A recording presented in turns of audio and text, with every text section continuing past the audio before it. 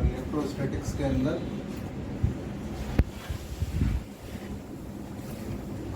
आपको 4 major chapter करने। 4 major chapter के अंदर पहला है कूलम्ब्स लॉ, दूसरा है इलेक्ट्रिक फील्ड, तीसरा है इलेक्ट्रिक पोटेंशियल,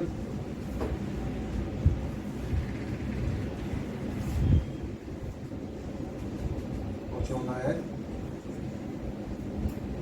कैपेसिटेंस यानी कि कैपेसिटर। सही है। तो इन चारों में से सबसे पहला चैप्टर ओपन होने जा रहा है जिसका नाम है कूलम्ब्स लॉ।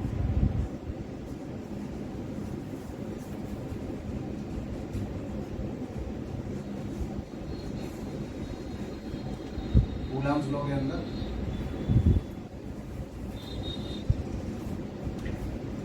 क्यू रिप्रेजेंट करेगा चार्ज को। दो टाइप का होता है ये चार्ज, पॉजिटिव और दूसरा नेगेटिव चार्ज। अगर दोनों चार्ज सिमिलर है यानी लाइक चार्ज है तो रिपेल करेंगे, और अगर अनलाइक चार्ज है तो अट्रैक्ट करेंगे। अट्रैक्ट करें या रिपेल करें दोनों ही सिचुएशन में लगेगी क्या? फोर्स। अट्रैक्ट करें या रिपेल करें दोनों ही सिचुएशन में लगेगी क्या? फोर्स लगेगी। चाहे अट्रैक्शन का लगे फोर्स, चाहे रिपल्शन का लगे फोर्स। उस फोर्स की क्या वैल्यू होगी, उस वैल्यू को निकालने का तरीका क्या है? Coulomb's law. उस फोर्स की क्या वैल्यू होगी, उस वैल्यू को निकालने का क्या तरीका है? Coulomb's law. देखिए कूलम्ब्स लॉ लगाने से पहले हमें जानकारी किसकी लेनी पड़ेगी? चार्ज की। तो चार्ज की अपनी कुछ प्रॉपर्टीज होती हैं, तो उन प्रॉपर्टीज के अंदर पहली प्रॉपर्टी चार्ज स्केलर होता है। स्केलर का मतलब हो गया एडिटिव है। अलजेब्रा के सिंपल रूल से आप इसे ऐड या सब्सट्रैक्ट कर सकते हैं। चार्ज की दूसरी प्रॉपर्टी कि चार्ज कंजर्व रहता है किसी भी प्रोसेस के अंदर, जिसको बोलेंगे कंजर्वेशन ऑफ चार्ज। और तीसरी और मेजर प्रॉपर्टी जिसको बोलेंगे quantization of charge. Quantization of charge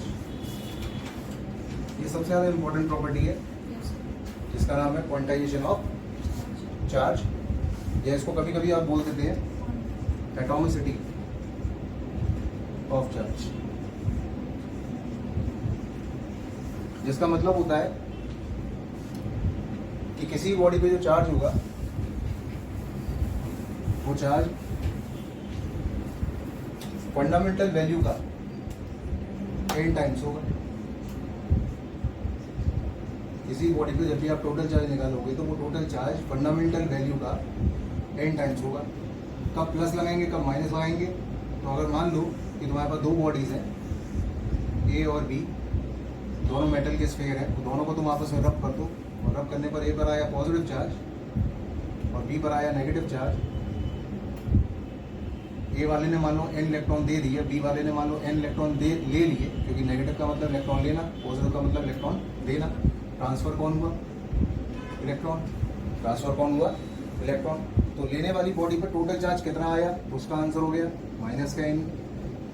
और देने वाली बॉडी पर टोटल चार्ज कितना आया? तो उसका आंसर हो गया प्लस का n। यानी टोटल चार्ज किसी बॉडी पर निकालना हो तो उसका जनरल फॉर्मूला क्या होता है? Plus minus n।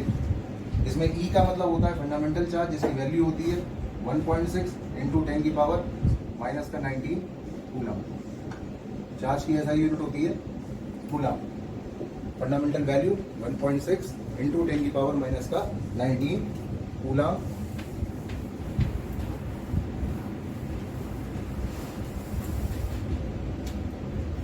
आपको क्वेश्चन में n निकालना हो तो n निकालने के लिए आप क्या करोगे? Q/E कर दो, ठीक है। अब अगर Q की वैल्यू को 1 कर दो और E से डिवाइड कर दो, E की वैल्यू कितनी है? 1.6 इंटू 10 की पावर माइनस का 90। तो ऐसा करते ही n की वैल्यू आ जाएगी 6.25 इंटू 10 टू पावर 18। इस बात का मतलब ये हो गया कि इतने इलेक्ट्रॉन मिला करके एक कूलम का चार्ज बनाते हैं। इसका मतलब क्या हो गया? कि 6.25 इंटू 10 की पावर 18 इलेक्ट्रॉन मिला करके 1 कूलम का चार्ज बनता है। जो एन का फॉर्मूला लिखा हुआ है क्यू अपॉन ई, इस फॉर्मूले का और ज़्यादा यूज़ करते हैं और क्योंकि क्यू का फॉर्मूला करंट के टर्म में निकालेंगे तो आई इंटू टी भी हो जाएगा, तो एन का अगला फॉर्मूला हो जाएगा आई इंटू टी अपॉन ई। ठीक, यहाँ से आई के लिए आप फॉर्मूला निकाल लो तो आई के लिए डायरेक्ट फॉर्मूला आ गया एन ई अपॉन टी। अब अगर इस फॉर्मूले में एन की वैल्यू को आप इतनी पुट कर दो 6.25 इंटू 10 की पावर 18, ई की वैल्यू पुट कर दो 1.6 इंटू 10 की पावर -19, टाइम की वैल्यू पुट कर दो 1 सेकेंड। ऐसा पुट करते ही आंसर आई के लिए कितना आ जाएगा 1 एम्पियर। कितना आ जाएगा, यानी 1 एम्पियर का मतलब है जब वायर के एक सिरे से दूसरे सिरे पर कितने इलेक्ट्रॉन ट्रांसफर हो जाए 6.25 इंटू 10 की पावर 18 इलेक्ट्रॉन अगर ट्रांसफर हो जाए तो वायर में फ्लो करने वाली जो करंट होगी वो कितनी कहलाएगी 1 एम्पियर की कहलाएगी। Got it?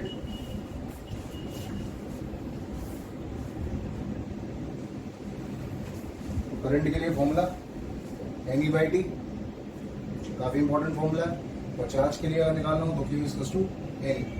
ठीक है, करंट के केस के अंदर एन बाई टी का मतलब होता है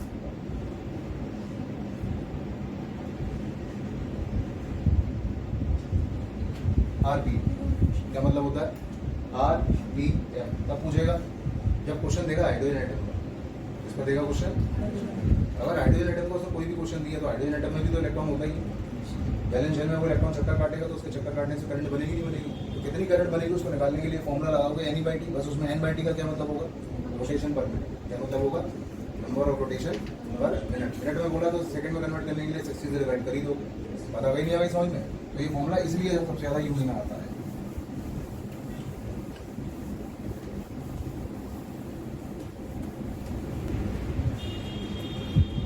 चार्ज के बारे में पता चल गया। अब स्टार्ट करते हैं Coulomb's law.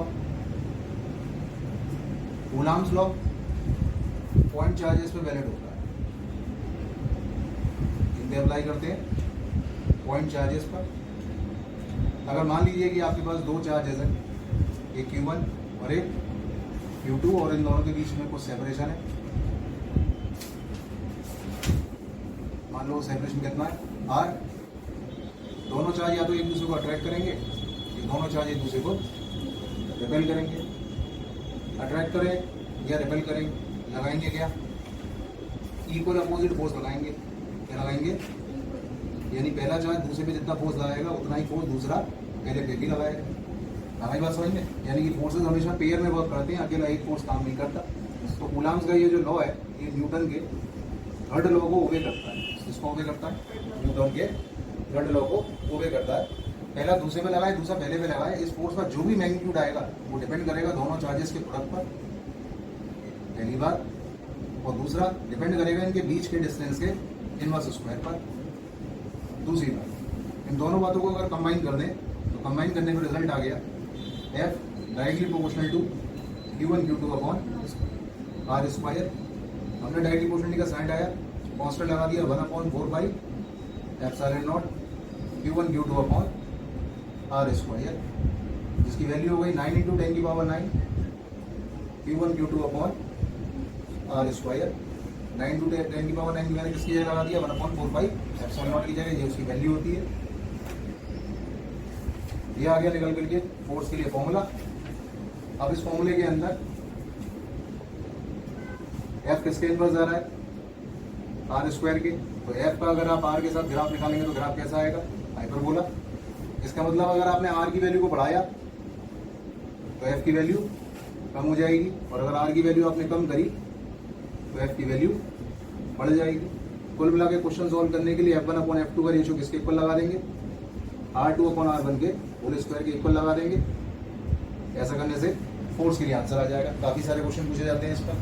F inverse of R square, this is Coulomb's law. इस फॉर्मूले के अंदर हमने जो एप्सिलॉन नॉट इस्तेमाल किया है इसको बोलते हैं हम permittivity of free space. Permittivity of free space. Free space का मतलब हो गया एयर या वैक्यूम। एयर या वैक्यूम। इस एप्सिलॉन नॉट की वैल्यू 8.85 इंटू 10 की पावर माइनस का 12 यूनिट कूलम स्क्वायर पर न्यूटन पर मीटर स्क्वायर। यूनिट याद रखना काफी इंपॉर्टेंट है, यूनिट कूलम स्क्वायर पर न्यूटन पर मीटर स्क्वायर। एप्सिलॉन नॉट का मतलब परमिटिविटी ऑफ फ्री स्पेस का मतलब एयर या वैक्यूम।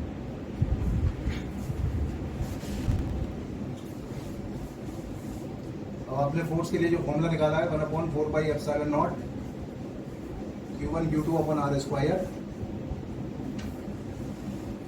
इस फॉर्मूले में ध्यान आपको ये रखना है कि ये फोर्स डिपेंड काय पे कर रहा है, Q1 Q2 के प्रोडक्ट पर।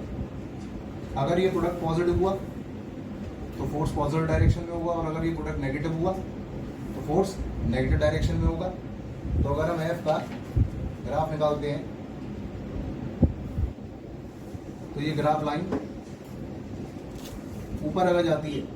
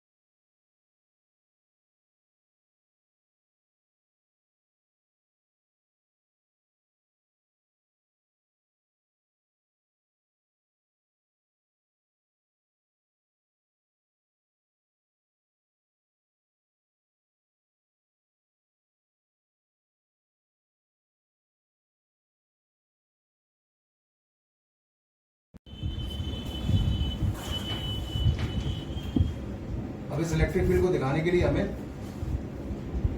रिक्वायरमेंट होती है इलेक्ट्रिक फील्ड लाइंस की।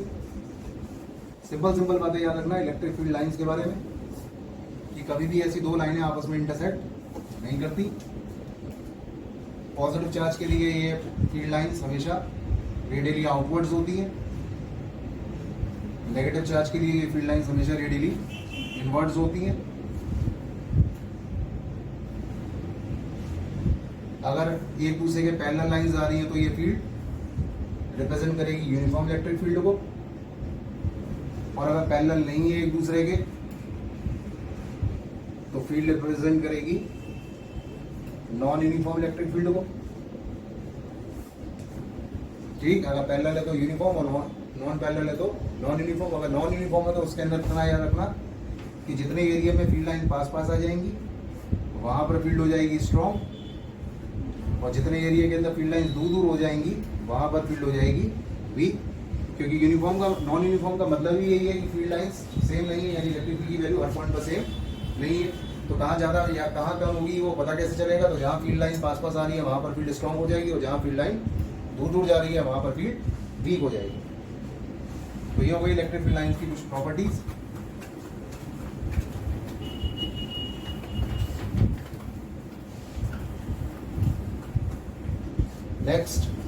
Next electric dipole. Electric dipole represent किया जाएगा वेक्टर P से। दो चार्जेस, एक प्लस का और एक माइनस का, ये उनके बीच का सेंटर, और दोनों चार्ज के बीच का डिस्टेंस ले लिया 2a या 2l। डाइपोल मोमेंट के लिए फॉर्मूला Q इंटू 2a, ऐसा यूनिट कूलाम मीटर, ऐसा यूनिट कूलाम मीटर, डिस्टेंस का मीटर और चार्ज का कूलाम।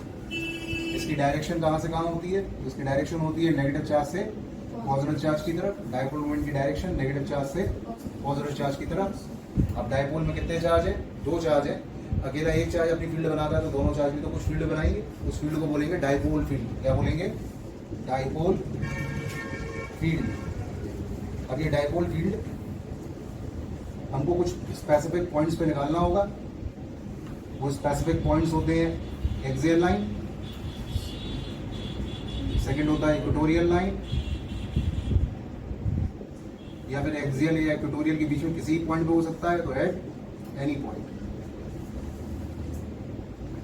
एट एनी पॉइंट यानी कि किसी एंगल थीटा पर। तो किसी एंगल थीटा पर जब आप डाइपोल की वजह से इलेक्ट्रिक फील्ड निकालते हैं तो उस फील्ड की वैल्यू आती है 1/4πε0 P/r³ अंडर रूट में 3 cos स्क्वायर थीटा प्लस 1। क्या वैल्यू आती है? 1/4πε0 P/r³ अंडर रूट में 3 cos स्क्वायर थीटा प्लस 1। अब इसमें थीटा की वैल्यू का आप अगर 0 डिग्री पुट कर देंगे तो ये केस बन जाएगा एक्सियल का, क्योंकि एक्सियल का मतलब है थीटा कितना लेना है? 0 डिग्री का। थीटा 0 डिग्री पुट करते ही इलेक्ट्रिक फील्ड की वैल्यू आ गई 1/4πε0 2P/r³। और अगर आप इसमें थीटा की वैल्यू को पुट कर देंगे 90 डिग्री तो ये कंडीशन रिप्रेजेंट करेगी इक्वेटोरियल या परपेंडिकुलर बाइसेक्टर पोजीशन को। तो इक्वेटोरियल पर आप पुट करेंगे इसके अंदर तो वैल्यू आ जाएगी इलेक्ट्रिक फील्ड की निकल करके, cos 90 की वैल्यू हो जाएगी 0। तो वैल्यू हो गई 1/4πε0 P/r³। तो एक्सियल और इक्वेटोरियल की दोनों की फील्ड आ गई। दोनों में डिफरेंस अगर आप चेक करें तो केवल 2 के फैक्टर का है। यानी कि अगर आप क्वेश्चन के अकॉर्डिंग चलते हैं और आपसे क्वेश्चन में कहता है कि एक्सियल अपॉन इक्वेटोरियल की फील्ड का रेशियो बताइए, तो इसका आंसर कितना हो गया? 2/1 का। एक्सियल अपॉन इक्वेटोरियल के रेशियो को अगर कैलकुलेट करना हो तो रेशियो कितना आएगा? 2:1 का। ई एक्सियल अपॉन ई इक्वेटोरियल। कुल मिलाकर के आपने निकाला क्या? डाइपोल की इलेक्ट्रिक फील्ड निकाली। किसी भी पॉइंट पे निकालो, खास बात यह है कि किसी भी पॉइंट की वजह से जो भी फील्ड आ रही है कैलकुलेट होकर के, उस फील्ड के अंदर इलेक्ट्रिक फील्ड किसके इनवर्स आ रही है? r³ के। किसके इनवर्स आ रही है? r³ के। यानी क्वेश्चन करने के लिए अगर इलेक्ट्रिक फील्ड का रेशियो निकालना है तो निकालने के लिए E1/E2 का रेशियो आपको इक्वल करना होगा R2/R1 का होल क्यूब। ये फॉर्मूला किसके लिए बनेगा? डायपोल की फील्ड के लिए, एक्सियल, इक्वेटोरियल या किसी भी पॉइंट पर। तो अगला टॉपिक है तुम्हारे पास torque on the electric dipole. और torque on the electric dipole के अंदर आपने यूनिफॉर्म इलेक्ट्रिक फील्ड के अंदर एक डायपोल को रख दिया। डायपोल का ये रहा नेगेटिव चार्ज, ये रहा पॉजिटिव चार्ज, डायपोल का सेंटर O, डायपोल का डिस्टेंस 2a। पॉजिटिव चार्ज पे फोर्स लगेगा फील्ड की डायरेक्शन में, नेगेटिव चार्ज पे फोर्स लगेगा फील्ड के अपोजिट डायरेक्शन में। ये रही इलेक्ट्रिक फील्ड। अब फोर्स का फॉर्मूला कितना होता है? Q into E। जो फोर्स राइट में जा रहा है वो डायपोल को इस तरफ घुमाएगा, और जो फोर्स लेफ्ट में जा रहा है वो डायपोल को क्लॉकवाइज डायरेक्शन में घुमाएगा। तो इस फोर्स के लगने की वजह से जो डायपोल ऐसे रखा हुआ है वो घूमना शुरू कर देगा। फोर्स के टर्निंग इफेक्ट का क्या नाम होता है? टॉर्क। फोर्स के टर्निंग इफेक्ट का क्या नाम होता है? टॉर्क। तो डायपोल पे टॉर्क लगा। टॉर्क की वैल्यू निकालने के लिए यहाँ से एक परपेंडिकुलर डिस्टेंस हमने यहाँ डाल दिया। ये एंगल हो गया 90 का, ये वैल्यू 2a, ये एंगल हो गया थीटा। तो इस वैल्यू को क्या नाम देंगे? 2a sin theta. तो टॉर्क की वैल्यू आगे निकल करके force into perpendicular distance. Force का फॉर्मूला कितना है? QE। और परपेंडिकुलर डिस्टेंस कितना हो गया? 2a sin theta. तो टॉर्क के लिए फॉर्मूला आ गया Q into E into 2a sin theta. अब यहाँ पर तुमको Q इंटू 2a दिखाई दे रहा है। ये जो Q इंटू 2a होता है वो किसके इक्वल होता है? डायपोल मोमेंट के। तो Q इंटू 2a की जगह हटा करके आप P रख दो, तो टॉर्क के लिए फॉर्मूला आ जाएगा आपके पास PE साइन थीटा, जिसका अल्टीमेट मतलब हो गया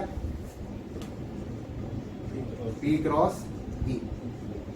यानी टॉर्क जो है वो P क्रॉस E का क्रॉस प्रोडक्ट है। हमारी बात समझ में? यानी कि अगर ये डायपोल मोमेंट है और ये फील्ड है,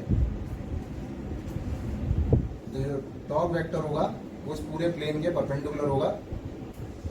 ये हो गया आपके पास टॉर्क वेक्टर। यानी दो वेक्टर का क्रॉस हमेशा उन दोनों वेक्टर के प्लेन के परपेंडिकुलर होता है। तो दोनों वेक्टर का प्लेन क्या हुआ? यही तो हुआ। उसके परपेंडिकुलर कौन बैठेगा? टॉर्क वेक्टर बैठेगा, जिसकी वैल्यू कितनी आ रही है? PE sin theta. अब अगर इसमें आप थीटा की वैल्यू को 0 डिग्री पुट कर देंगे तो इसका मतलब इलेक्ट्रिक फील्ड के पैरेलल जा रहा है डायपोल। तो जब इलेक्ट्रिक फील्ड के पैरेलल होगा तो साइन 0 की वैल्यू 0 हो जाएगी। तो इस सिचुएशन में डायपोल पे किसी भी तरह का कोई टॉर्क नहीं लगेगा। डायपोल पे शुरुआती केस में नेट फोर्स भी 0 था और यहाँ पर नेट टॉर्क भी 0 हो जाएगा। और अगर थीटा की वैल्यू को आप पुट कर देंगे 90 डिग्री, तो मतलब डायपोल फील्ड के कैसे रखा हुआ है? परपेंडिकुलर डायरेक्शन में रखा हुआ है। साइन 90 की वैल्यू होती है 1, तो इस केस में टॉर्क हो जाएगा मैक्सिमम। मैक्सिमम टॉर्क की वैल्यू क्या हो गई? P into E। ये हो गया मैक्सिमम टॉर्क।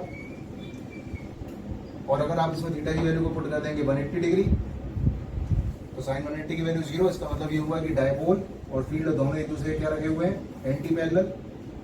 एंटी पैरेलल के केस के अंदर थीटा कितना हो गया? 180 का। तो इस सिचुएशन में टॉर्क की वैल्यू क्या आ गई?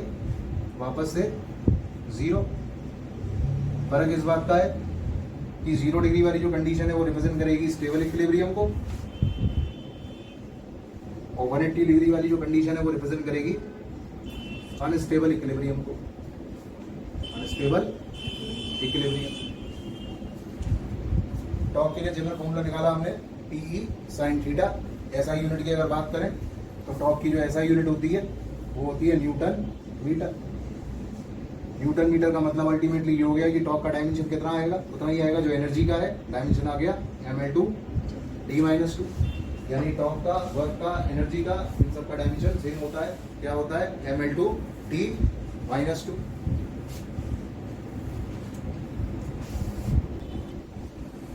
तो अगला टॉपिक है potential energy of the dipole in the uniform electric field. तो पोटेंशियल एनर्जी कैसे निकालेंगे? तो मान लीजिए कि डायपोल इलेक्ट्रिक फील्ड से पहले थीटा एंगल पर कहीं रखा हुआ था, और आपने डायपोल को इस एंगल से थोड़ा सा मूव कराया अपनी जगह से। कितने एंगल पर? डी थीटा एंगल पर। ठीक। तो उसे घुमाने में आपको कुछ वर्क डन तो करना ही पड़ेगा। तो वो वर्क डन हो गया dw is to tau into D theta. ये आ गया निकल के रोटेशनल वर्क। डी डब्ल्यू की वैल्यू हो गई tau into D theta. Tau के लिए फॉर्मूला भी लिखवाया था क्या, पी साइन थीटा, तो वो छोटा सा बक्टन आ गया निकल करके P sine theta D theta. अब आपको निकालनी है पोटेंशियल एनर्जी, तो पोटेंशियल एनर्जी निकालने के लिए छोटे से बक्टन को आप इंटीग्रेट कर दीजिए थीटा 1 से थीटा 2 लिमिट के लिए। तो मतलब हो गया इंटीग्रेट किया हमने थीटा 1 से theta 2 P sine theta D theta को, इंटीग्रेशन में से पी बाहर आ गया, अंदर रह गया sine theta D theta, theta 1 से थीटा 2, वैल्यू आ गई P E sine theta D theta का इंटीग्रेशन माइनस का कॉस थीटा बाहर ले लिया, माइनस का साइन बाहर ले लिया, अंदर रह गया थीटा 1 से थीटा 2 लिमिट के लिए ओपन किया, तो पोटेंशियल एनर्जी के लिए फॉर्मूला आ गया U is equal to PE minus का PE cos theta 2 minus cos theta 1। ये आ गया निकल करके आपके पास पोटेंशियल एनर्जी का जनरल फॉर्मूला।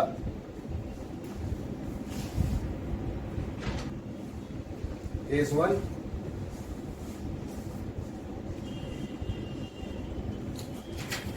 मुझे कैलकुलेट करना है वर्क डन कि कितना वर्क डन होगा अपना डायपोल को थीटा 1 इसको 0 से थीटा एंगल पर रोटेट कराया, यानी डायपोल फील्ड के पहले पैरेलल लगा हुआ था और उसको हमने थीटा एंगल पर घुमा दिया, तो घुमाने में कुछ वर्क डन करना पड़ेगा। तो हमने पोटेंशियल एनर्जी का जो जनरल फॉर्मूला बनाया है U is equal to minus का PE cos theta 2 minus cos theta 1। इस फॉर्मूले में थीटा 1 और थीटा 2 दोनों की वैल्यू को पुट कर दीजिए, ऐसा करते ही आपके पास वर्क डन कैलकुलेट होकर के आ जाएगा U is W is equal to P E 1 minus cos theta. ये आ गया निकल करके वर्क डन के लिए formula P E 1 minus cos theta. अब इस फॉर्मूले के अंदर थीटा की वैल्यू को आप पुट करिए 90 डिग्री, यानी डायपोल को आपने मान लो 90 डिग्री के रोटेट कराया, तो कितना वर्क डन करना पड़ेगा पीई के इक्वल। और अगर आपने डायपोल को 180 डिग्री के एंगल को घुमाया तो कितना वर्क डन करना पड़ेगा 2pE के इक्वल। अब फर्स्ट केस के अंदर अगर आप चेक करें तो वर्क डन का फॉर्मूला पीई आ रहा हो, पीई किसके इक्वल है मैक्सिमम टॉर्क के।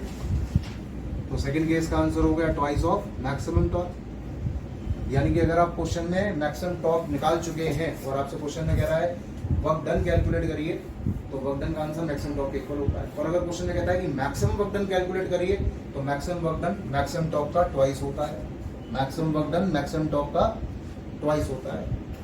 बात आ गई नहीं आ गई समझ में? तो ये था आपके पास पहला केस जिसमें कि आपने कैलकुलेट किया वर्क डन। केस 2 के अंदर आपको निकालनी है डायपोल की पोटेंशियल एनर्जी। थीटा 1 आपके पास है 90 डिग्री और थीटा 2 की वैल्यू को आपने पुट करना है थीटा। जनरल फॉर्मूला आपने बनाया है यू के लिए माइनस का PE cos theta 2 minus cos theta 1। इस फॉर्मूले में ये वैल्यूज को पुट कर दीजिए, थीटा 1 की वैल्यू को 90 पुट कर दीजिए और थीटा 2 की वैल्यू को थीटा पुट कर दीजिए। तो ऐसा करने से डायपोल की पोटेंशियल एनर्जी निकल करके आ जाएगी U is equal to minus का पीई कॉस थीटा, जिसका मतलब हो गया U is equal to vector P dot vector P, क्योंकि दो वेक्टर का डॉट हटाएंगे तभी तो लगेगा कॉस थीटा। तो ये निकल के आ गई डायपोल की पोटेंशियल एनर्जी। अब अगर मान लीजिए थीटा इसमें मैं 0 डिग्री पुट कर दूं तो 0 डिग्री पर डायपोल की पोटेंशियल एनर्जी कितनी होती है माइनस का पी। थीटा 90 पुट करते हैं तो 90 डिग्री यानी परपेंडिकुलर कंडीशन के अंदर डायपोल की पोटेंशियल एनर्जी कितनी हो जाती है 0। और थीटा इसका 180 डिग्री अगर पुट करते हैं तो डायपोल की पोटेंशियल एनर्जी आ जाती है प्लस का पी। यानी कि अगर डायपोल स्टेबल इक्विलिब्रियम में रखा हुआ है तो उसकी पोटेंशियल एनर्जी मिनिमम होती है, और अगर डायपोल अनस्टेबल इक्विलिब्रियम में रखा हुआ है तो उसकी पोटेंशियल एनर्जी मैक्सिमम होती है। अनस्टेबल का मतलब मैक्सिमम पोटेंशियल एनर्जी, स्टेबल का मतलब minimum potential energy. Got it?